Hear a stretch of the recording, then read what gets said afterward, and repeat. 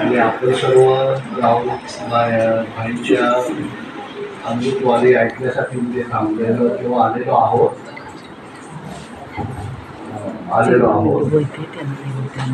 मी अश्विन कुमार, मी असतो वेस्ट आफ्रिकेला, आणि वेस्ट आफ्रिकेला काम करत असताना छोटासा अनुभव सांगतो मी ओम शांतीशी संदर्भामध्ये. आमच्या इथे माली देशामध्ये पण ओम शांतीचं सेंटर आहे, आणि त्या ठिकाणी त्याच्यानंतर सेनेगल देश म्हणून आहे. सेनेगलला पण ओम शांती सेंटर आहे. सेनेगलला कधी जाण्याचा योग आला नाही, म्हणजे सेंटरवरती जाण्याचा योग आला नाही. आणि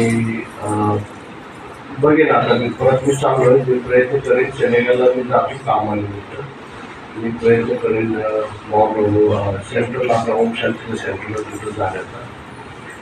तिकडे पण आहे आपले ओम शांतीची भारतीय लोक जे आहेत ते ओम शांतीचं आचरण करतात आणि ओम शांती फॉलो पण करतात. त्या ठिकाणी कामाच्या ठिकाणी ज्यावेळेस स्ट्रेस असतो त्यावेळी मला नक्कीच ओम शांतीच्या ज्ञानाचा फायदा होतो. ओम शांतीमध्ये जे आपल्याला सांगण्यात आलं आहे की आपण एक आत्मा आहोत, ज्योतिर्मयी परमात्म्याचे संसार आहोत. आणि ज्यावेळेस स्ट्रेस येतो कामाचं बळण येतं, मी त्यावेळेस नक्की हाच उपाय त्याला करत असतो आणि त्याचा फायदा होत असतो मला. संध्याकाळी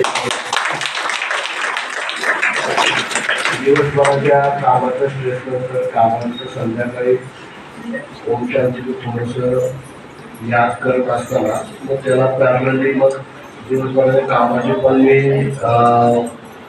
याद करत असतो त्या ठिकाणी. त्याच्यामुळे काय होतं की रिव्ह्यू पण होतं कामाचा. म्हणजे अशा पद्धतीने मी ओम शांती ज्ञानाचा माझ्या भौतिक कामामध्ये या ठिकाणी असा फायदा करून घेत असतो. थँक्यू.